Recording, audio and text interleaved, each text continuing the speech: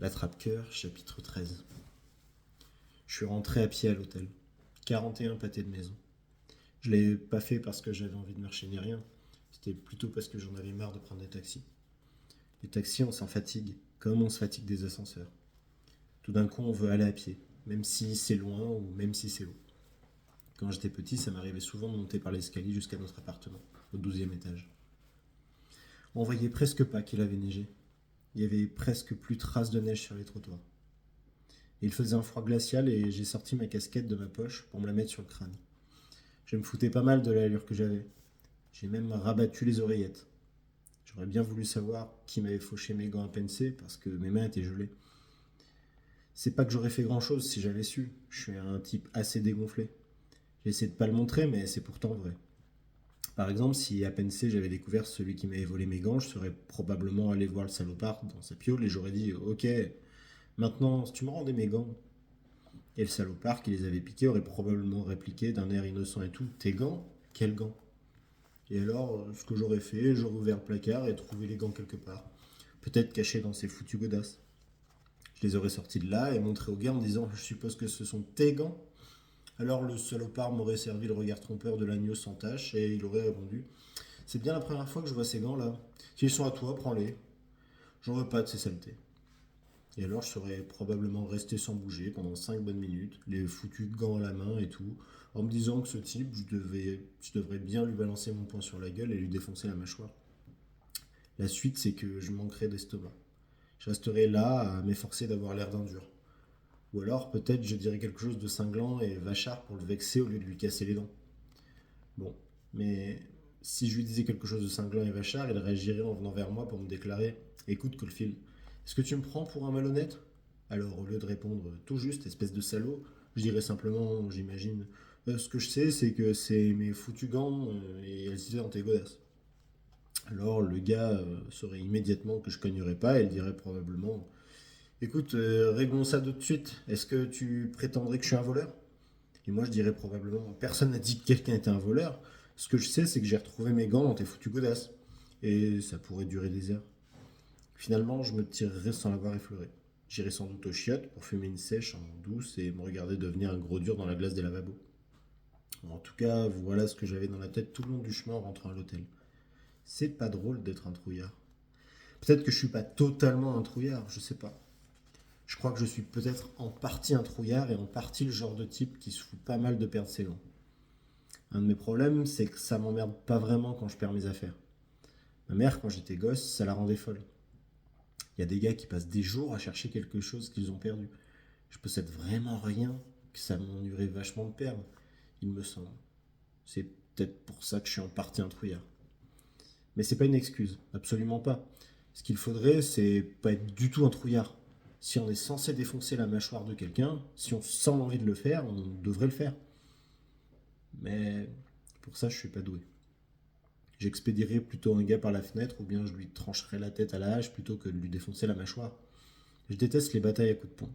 Ça m'ennuie pas trop de recevoir les coups, bien sûr sans aller jusqu'à dire que j'en raffole, mais ce qui me fout les jetons dans un échange de coups de poing, c'est la gueule du mec. Voilà le problème.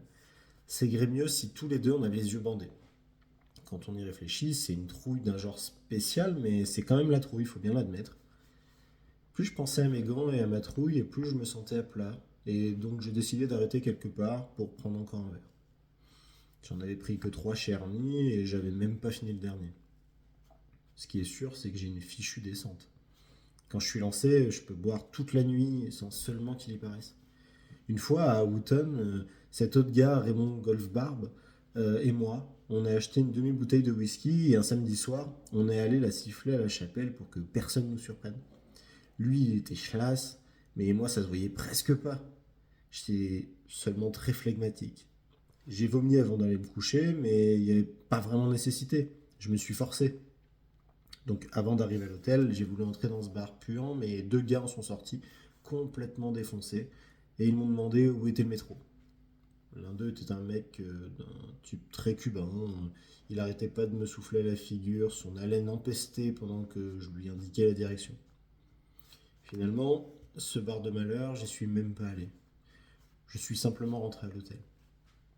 Le hall était vide. Ça schlinguait comme 50 millions de cigares refroidis, je vous jure. J'avais toujours pas sommeil, mais je me sentais mal foutu, déprimé et tout. Je me disais que je serais presque mieux mort tout compte fait. Et voilà qu'en plus, je me suis mis dans la merde.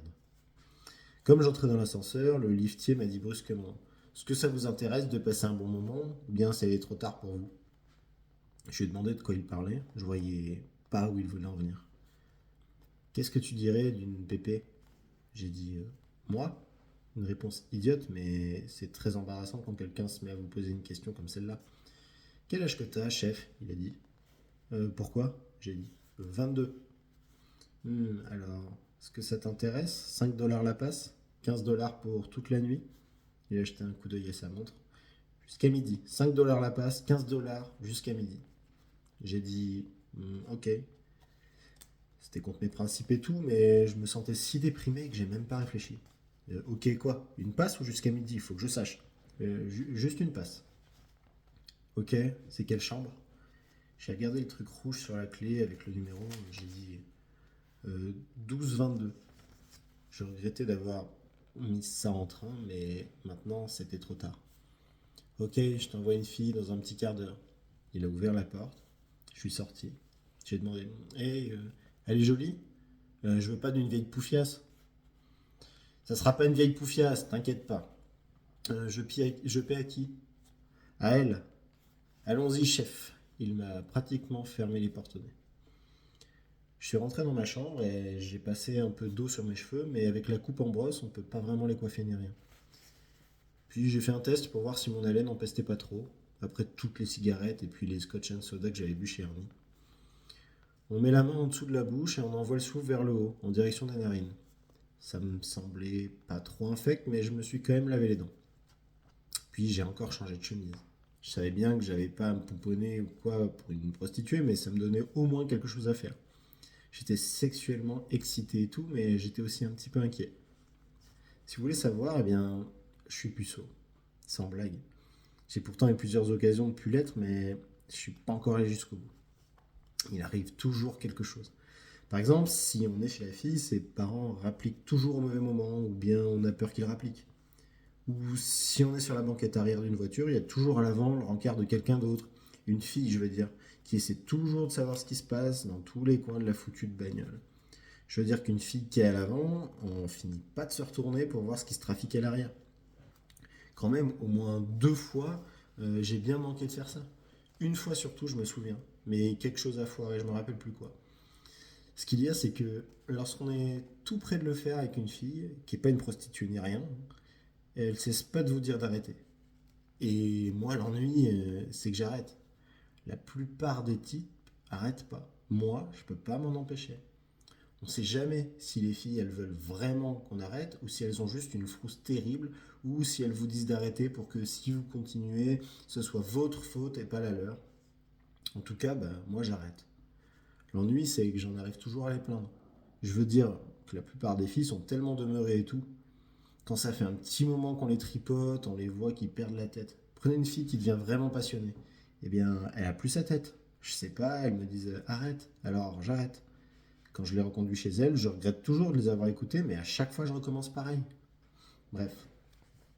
Bref, tout en me changeant de chemise, je me suis dit qu'en somme, c'était le jour ou jamais. Je me figurais que si elle était une putain et tout, ce serait un bon exercice préparatoire au cas où je me marierais un jour, par exemple. Quelque chose qui parfois me tracasse. À Houghton, j'ai lu ce bouquin où il y a un gars très sophistiqué, sensuel, aux super bonnes manières. Son nom, c'était Monsieur Blanchard, je me souviens encore. Un livre pourri, mais ce Blanchard était pas mal. Il avait un grand château et tout en Europe, sur la Riviera. Et là, il passait son temps à battre des femmes à coups de club de golf. C'était un vrai tombeur et tout. Les femmes lui résistaient pas. Dans un passage, il disait que le corps d'une femme est comme un violon et tout, et qu'il faut un musicien super doué pour en jouer convenablement. Un vrai bouquin à la gomme, je m'en rends compte, mais cette histoire de violon, quand même, ça m'est resté. Et c'était en partie pour ça que je voulais un peu de pratique au cas où un jour je me marierais. Caulfield et son violon magique, waouh. C'est à la gomme, je me rends compte, mais c'est pas trop à la gomme. Ça me plairait assez de devenir plutôt bon à jouer de cette musique-là. La moitié du temps, si vous voulez vraiment la vérité, quand je chahute avec une fille, bon Dieu, J'ai un mal fou à savoir seulement ce que je cherche. Prenez cette fille dont j'ai parlé, avec qui j'ai bien failli faire ça. Il m'a fallu pas loin d'1 heure pour seulement lui enlever son soutien-gorge. Quand je l'ai lui enlevé, elle était prête à me cracher à la figure. Bon, je tournicotais dans la chambre, attendant que la putain se pointe. Je continuais à me dire, espérons qu'elle est jolie. Et au fond, je m'en foutais un peu. J'étais seulement pressé d'en avoir terminé. Finalement, on a frappé à la porte et quand je suis allé ouvrir, ma valise était en plein dans le chemin et je suis tombé dessus et j'ai bien failli me casser les rotules. Je choisis toujours le bon moment pour trébucher contre une valise ou quoi. Lorsque j'ai ouvert la porte, la putain se tenait là. Elle était en manteau et tête nue, avec des cheveux blonds, mais ça se voyait que c'était pas naturel. Toutefois, elle ressemblait pas à une vieille poufiasse. J'ai dit, comment allez-vous? Voilà les bonnes manières. C'est vous le type que Maurice a dit? Elle a demandé d'un air pas trop sympa. Le garçon d'ascenseur? Ouais. Oui, c'est moi, entrez, je vous prie. Je prenais comme de l'aisance, je vous jure. Elle est entrée aussitôt, elle a enlevé son manteau et elle l'a jeté sur le lit. Dessous, elle avait une robe verte, puis elle s'est assise de côté sur la chaise devant le bureau et elle s'est mise à balancer le pied. Pour une prostituée, elle était très nerveuse, je vous jure. Je pense que ça tenait à son jeune âge. Elle avait à peu près le même âge que moi. Je me suis assis dans le fauteuil à côté d'elle et je lui ai offert une cigarette. Elle a dit je fume pas. Elle avait une toute petite voix au perché. On l'entendait à peine. Quand on lui offrait quelque chose, elle disait pas merci. Elle avait vraiment pas d'éducation. J'ai dit permettez-moi de me présenter, mon nom est Jim Steele. Elle a dit vous auriez pas une montre sur vous? Elle se foutait pas mal de mon nom, bien sûr. Hey, vous avez quel âge? Moi? 22. Tintin. C'était drôle qu'elle dise ça. C'était ce qu'aurait dit un mioche. On penserait qu'une pute et tout, ça vous dirait mon cul ou arrête tes conneries et pas de Tintin. J'ai dit et vous? Elle a dit l'âge de pas m'en laisser compter. Elle avait de la répartie. Puis elle a encore demandé t'as une montre sur toi, hey? Et en même temps, elle s'est levée et a fait passer sa robe par-dessus sa tête. Quand elle a fait ça, je me suis senti tout chose. C'était tellement soudain et tout. Je sais qu'on est censé être très excité quand une fille se lève et fait passer sa robe par-dessus sa tête, mais je l'étais pas le moins du monde. Ce qui me travaillait, c'était pas le sexe, c'était plutôt la déprime. T'as une montre sur toi, hey? Non, non, j'ai dit, j'en ai pas. Ouah, je me suis encore senti tout chose. J'ai dit, comment vous vous appelez? Elle était en combinaison rose, c'était vraiment embarrassant, vraiment. Elle a dit, Sunny, et puis, bon, on y va? Vous auriez pas envie qu'on cause un peu? C'était une question plutôt débile, mais je me sentais vraiment tout chose. Est-ce que vous êtes tellement pressé? Elle m'a regardé comme si j'étais dingue. Elle a dit de quoi que vous voulez causer? Je sais pas, rien de spécial. Je pensais simplement que vous aimeriez peut-être qu'on bavarde un peu. Elle s'est à nouveau assise sur la chaise près du bureau, mais c'était visible que ça lui plaisait pas. Elle a recommencé à balancer son pied. Ouah, elle avait la bougeotte. Voulez-vous une cigarette à présent? J'avais oublié qu'elle fumait pas. Je fume pas. Écoutez, si vous voulez causer, allez-y, moi j'ai affaire. Mais j'arrivais pas à trouver de sujet de conversation. J'aurais bien demandé comment elle était devenue une putain et tout, mais j'osais pas. D'ailleurs, elle aurait sans doute pas voulu le dire. Finalement, j'ai demandé vous êtes pas de New York? C'est tout ce que j'avais trouvé. Elle a dit Hollywood. Puis elle se levait et elle est allée vers le lit, là où elle avait posé sa robe. Il n'y a pas de cintre. J'ai pas envie que ma robe soit comme un chiffon, elle sort du nettoyage. Tout de suite, j'ai dit bien sûr, trop content de me remuer un peu. J'ai emporté la robe jusqu'à la penderie et je l'ai mise sur un cintre. C'est bizarre, quand j'ai accroché le cintre, ça m'a donné le cafard. Je la voyais qui entrait dans un magasin et achetait cette robe et personne dans le magasin savait qu'elle était une prostituée ni rien. Le vendeur pensait sûrement, quand elle l'a acheté sa robe, qu'elle était une fille comme les autres. Ça m'a redonné le cafard. Je sais pas trop pourquoi. Je suis revenu m'asseoir et j'ai essayé de soutenir la converse. Mais elle était pas douée pour l'échange de propos. J'ai demandé vous travaillez toutes les nuits? Et quand ça a été dit, j'ai trouvé ça très déplacé. Ouais, elle se baladait dans la pièce. Elle a pris le menu sur le bureau et elle l'a lu. Et dans la journée, qu'est-ce que vous faites? Elle a haussé les épaules. Elle était plutôt maigrichonne. Je dors, je m'offre un ciné. Elle a posé le menu, elle m'a regardé. Bon alors, on y va? Faudrait pas croire que j'ai toute. Écoutez, j'ai dit Ce soir, je me sens pas très en forme. J'ai pas dormi la nuit dernière, sans blague. Je vais vous payer et tout, mais si ça vous ennuie pas trop, on le fera pas, d'accord? La vraie raison, c'était que je voulais tout simplement pas le faire. À vous dire toute la vérité, je me sentais plus déprimé qu'excité. C'était elle qui me déprimait. Sa robe verte pendue au cintre et tout. Et d'ailleurs, je pense pas que je pourrais jamais faire ça avec quelqu'un qui passe la journée assise devant un film idiot. Réellement, je pense pas que je pourrais. Elle s'est approchée de moi avec cette drôle d'expression comme si elle me croyait pas. Elle a dit: Qu'est-ce qu'il y a? Rien, y a rien. Ouah, je devenais nerveux à mon tour. C'est seulement que j'ai eu récemment une opération. Où ça? Au machin truc, mon clavicorde. Hein? C'est quoi? Le clavicorde, j'ai dit. Mais en fait, c'est dans le canal rachidien. Je veux dire très très profond dans le canal rachidien. Elle a dit: C'est vache. Puis la voilà qui s'assoit sur mes genoux. T'es mignon. Elle me rendait encore plus nerveux. Je continuais à pencher la tête en arrière. Je suis pas encore complètement remis. T'as l'air d'un type du ciné. Qui sait? Voyons. Toi, tu dois savoir, mon Dieu. C'est comment son nom? J'ai dit: je sais pas. Elle était vissée sur mes genoux. Mais si, tu sais, il était dans ce film avec Melvin Douglas. Celui qui jouait le petit frère de Melvin Douglas, qui tombe du bateau. Tu vois qui je veux dire? Non, non, je vois pas. Je vais le moins possible au cinéma. Et alors, elle s'est mise à faire des choses. Oser et tout. J'ai dit: Ça vous ennuierait de laisser tomber? Je viens de vous expliquer que j'avais pas la forme. Je relève d'une opération. Elle n'a pas bougé de sur mes genoux ni rien, mais elle m'a jeté un sale coup d'œil. Elle a dit: Écoute, je dormais et Starry de Maurice m'a réveillé, et si tu crois que j'ai dit que je vous paierai votre visite et tout. Je vais le faire, j'ai plein de fric. C'est juste que j'en suis encore à me remettre d'une très sérieuse. Bon Dieu, t'as dit à Maurice que tu voulais une fille. Alors c'était pourquoi? Si tu viens d'avoir cette foutue opération de ton foutu machin chose, hein? Et je croyais que j'allais beaucoup mieux. J'ai été un peu prématuré dans mes calculs, sans blague. Excusez-moi, si vous pouviez vous lever une minute, j'irai chercher mon portefeuille. Elle était furax. Et elle s'est levée et je suis allé chercher mon portefeuille dans la commode. J'ai sorti un billet de 5 dollars et je lui ai tendu. J'ai dit: Merci beaucoup. 1 million de fois, merci. Pas 5, c'est 10. Elle cherchait à profiter de l'occasion. Je m'étais douté que ça arriverait. Oui, je m'en étais douté. J'ai protesté. Maurice a dit 5, il a dit 15 jusqu'à midi et seulement 5 pour une passe. 10 pour une passe. Il a dit 5, je suis désolé, vraiment désolé, mais je casquerai pas plus. Elle a haussé les épaules comme elle avait fait déjà.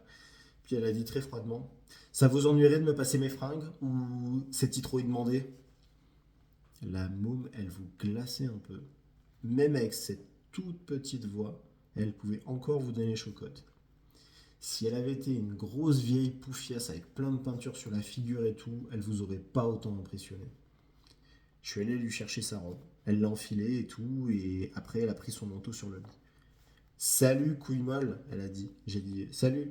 Je l'ai pas remercié ni rien. Je suis bien content de ne pas l'avoir fait.